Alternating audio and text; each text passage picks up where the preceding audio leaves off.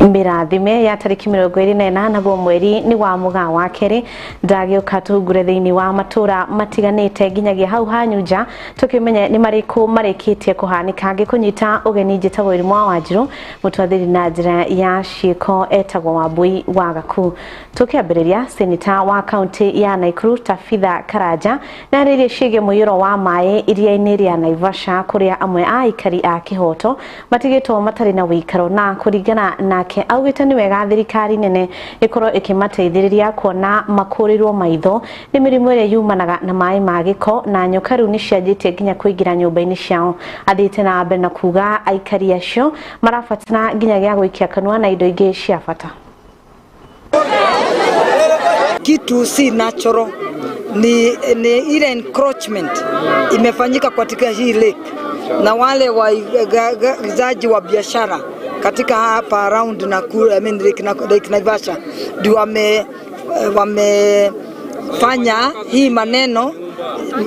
wamefanya hii maneno iwe hivi.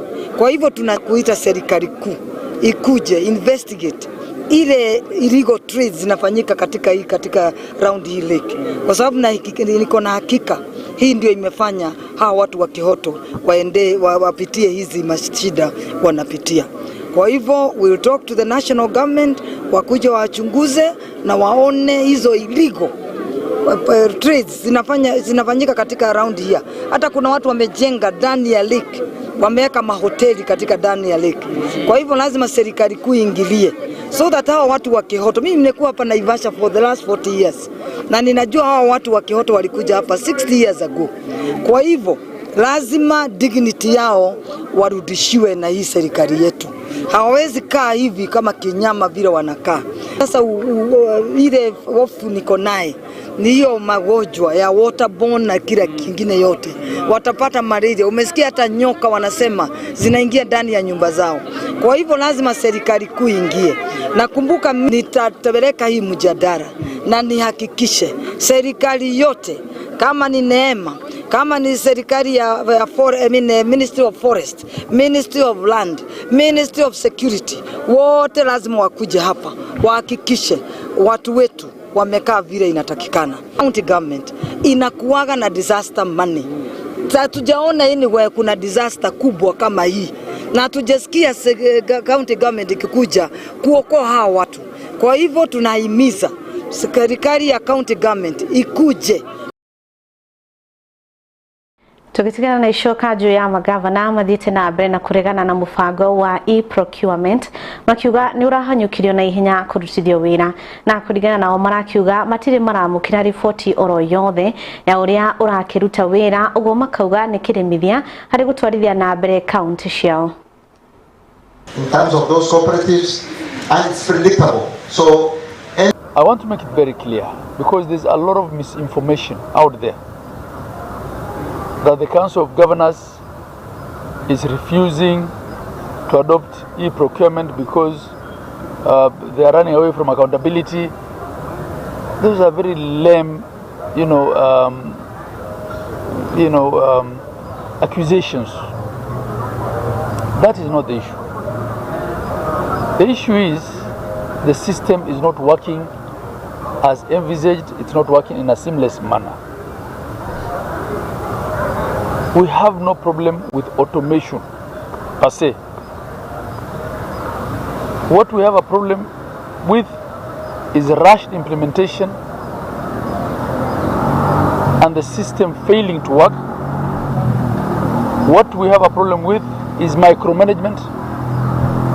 What we have a problem with is centralization through the back door. This is what we have a challenge with. If this system can work, automate processes, create a better audit trail, show us a dashboard where we're able to compare things properly, and still respect Article 6.2 of the Constitution of Kenya, that national and county governments are separate and distinct but interdependent, we have no problem. And then the basic functionality, that's all. Is the system working? So all these other accusations that you see on the side, or it's because people don't want accountability, it's because people don't, want to pluck papers out of the old system. Those things will not help deal with the problems. We're already seeing a slowdown in the economy as a result of being unable to procure and spend. On the matter of EGP, as I indicated earlier, it's a matter before court currently, and as such, we respect institutions at the national body for procurement and supply chain professionals in the country, and we trust that the relevant government agencies and the competent institutions that are currently handling the matter will be able to deal with it. The only thing we can be able to comment on is that we as supply chain professionals, we are committed to working with all actors so that we can be able to find solutions to the challenges the supply chain professionals themselves are facing, so that we can be able to support them, so that we can be able to train them, so that we can be able to build their competencies and capacities to be able to deliver on their obligations as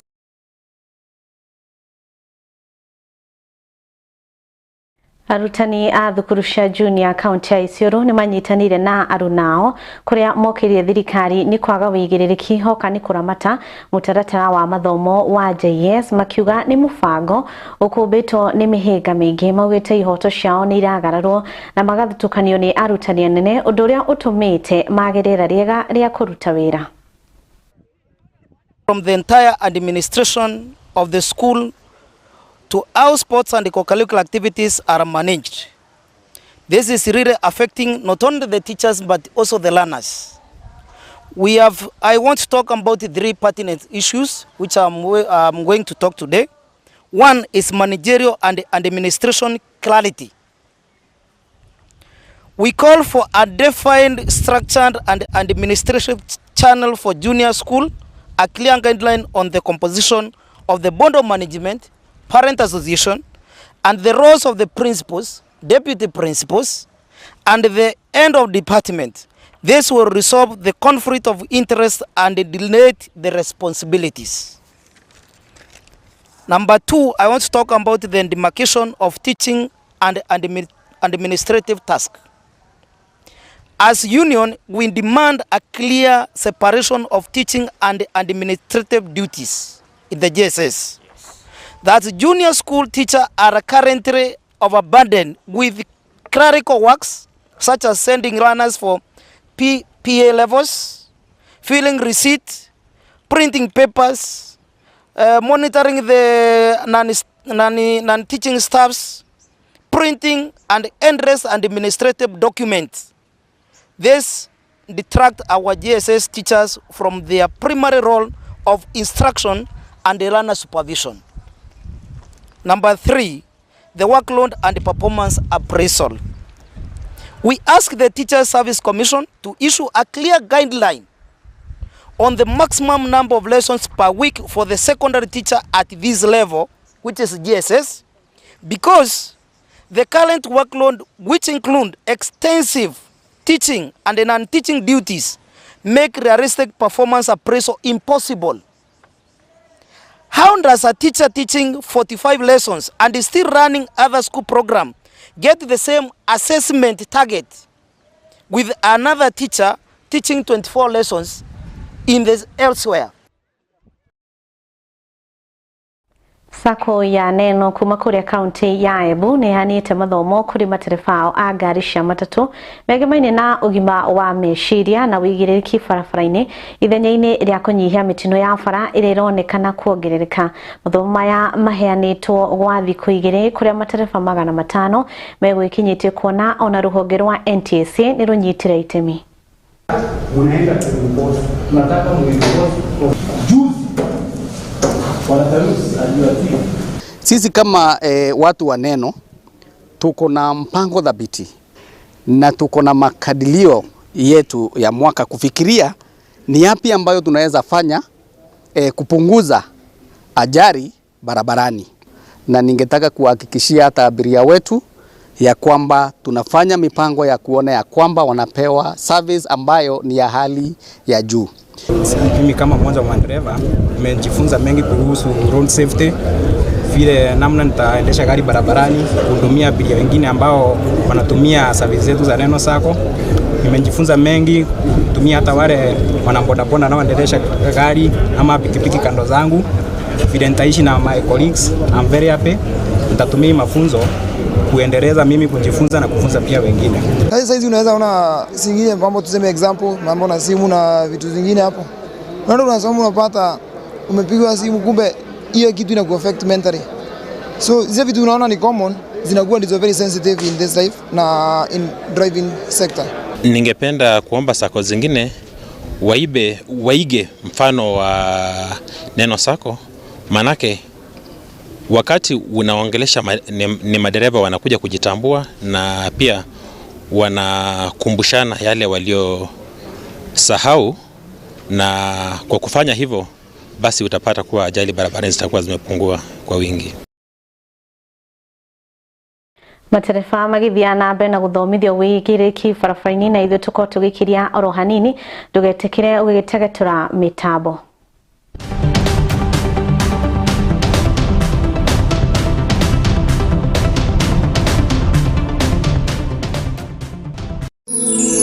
Ino ni station ya Kiheo TV, kihumo kia witikiriku.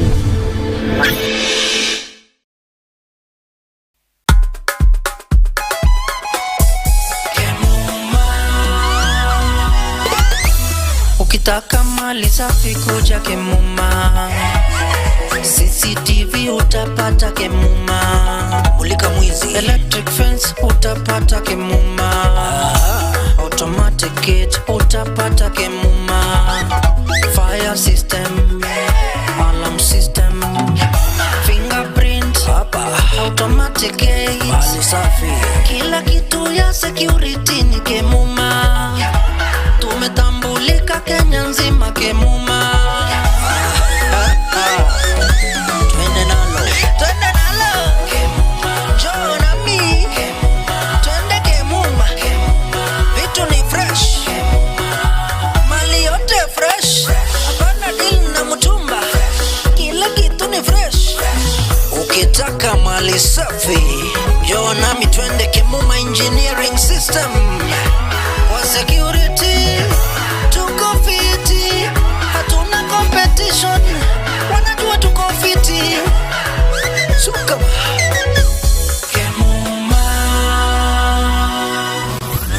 Kemuma Engineering Systems.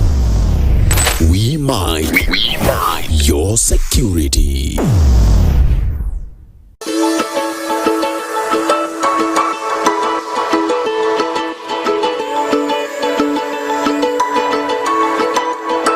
These are birth conditions whereby a child is born with a gap in the lip or in the roof of the mouth.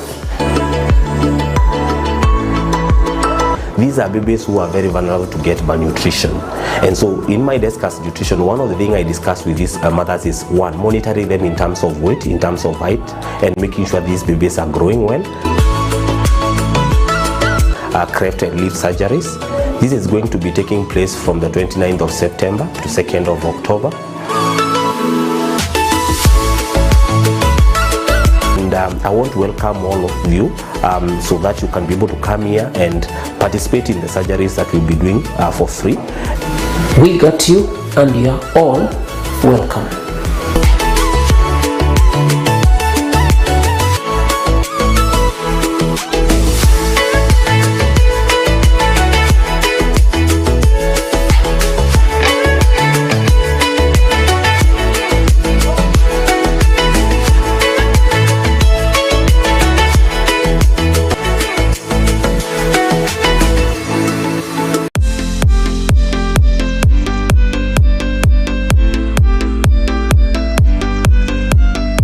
Ta wiciria bururi gutari na umenyo wa gwika maundu no ta rũĩ rũtarĩ maĩ. Gĩthomo nĩ kĩega na ũmenyo wa gwĩka maũndũ nĩ wa bata. Ndũkamakio nĩ magwa maku ma hau kabere amu ũgacĩru wa rũciũ nĩguo wa bata. Nĩ ũnyitĩtwo ũgeni thukuru-inĩ wa Jewel Professional College kothi Electrical Engineering nĩguo tũgũtue njamba ya ũmenyo wa maũndũ. Tũrakũhe mweke wa kwambatĩria mũtũrĩre waku kũgerera kothi ya kĩguni kũrĩ we. Ririkana ndũrĩ mũndũ wa tũhũ no wĩ makĩria ma mũhotani. Thukuru wa Jewel Professional College twĩharĩirie gũkũhingĩria kĩroto gĩaku.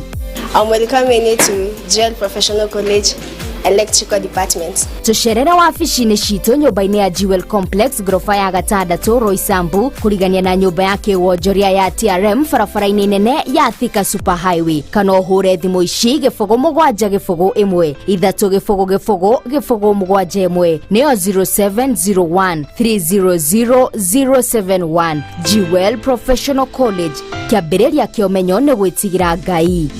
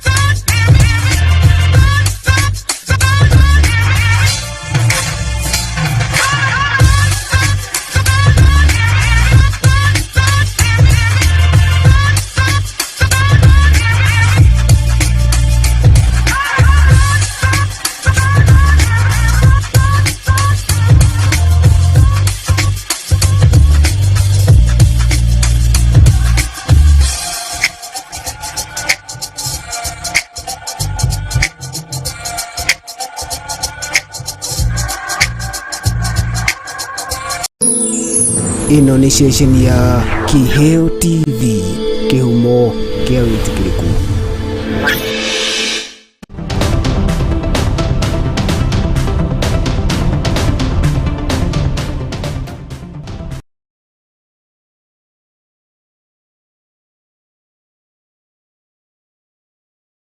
Nĩ ngatho twacokereria oro rĩngĩ ũcenjia wa rĩera nĩ ũmwe wa maũndũ marĩa maracokia bũrũri na thutha, na thirikari hamwe na anyiti itemi makoretwo mũhari-inĩ wa mbere kũria a Kenya makorwo makĩramata marĩa matũrigicĩirie. Ikundi itarĩ cia gĩthirikari ithiĩte na mbere na kũmenyithia mũingĩ ciĩgiĩ ũcenjia wa rĩera na njĩra cia kũhũrana naguo. Climate changes are here with us. So what? That is the question we have been asking ourselves. What can we do? What actions can we take? What we've said is that climate change is impacting on our lives and livelihoods. It is impacting on our education system. It is impacting on our infrastructure. Recently, when the Thaa bridge got collapsed, in Garissa town, we could not be able to get food, and people were really suffering up to an extent whereby there was even a conflict as a result of that. Because the little resources that remained, people were fighting over it. So what we are saying is this climate change that we have been hearing is here with us. Therefore, we have to act and do something as stakeholders, as community members, as policy makers, as government officials. We need to bring our heads together. So in this symposium, we have decided to bring our heads together so that we can be able to come up with actionable solutions that are homegrown, local solutions. So we are saying the message that we have passed are two messages: that we need to think globally but act locally. The other message that we have passed, climate change, our climate impact is with us and we have to act now. It's now or never. That is the message that we have passed, and we have agreed as stakeholders that we need to join hands and act as a team. Mabadiliko ya hali ya hewa Garissa ni kweli, Northeastern kwanza tuko na hiyo shida. So leo kwa ile siku tatu ambayo tulikuwa kwa training Womankind Kenya, tunashukuru kwanza Womankind Kenya ambaye walikuwa wanatufunza mbeleni, hata badala ya hii training walikuwa mbeleni, walikuwa wametufunza mambo ya climate change.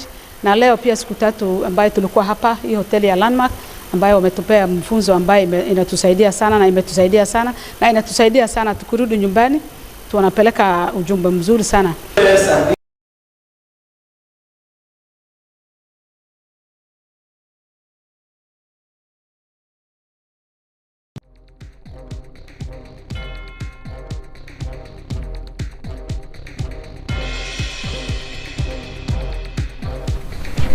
Igatho tukorwo tugikira gaturumo hau njitagwo Irimwa Wanjiru mutothi na njira ciko auma wa mbui waga kuge na meraho ihuro ni ndathimisha Ngai.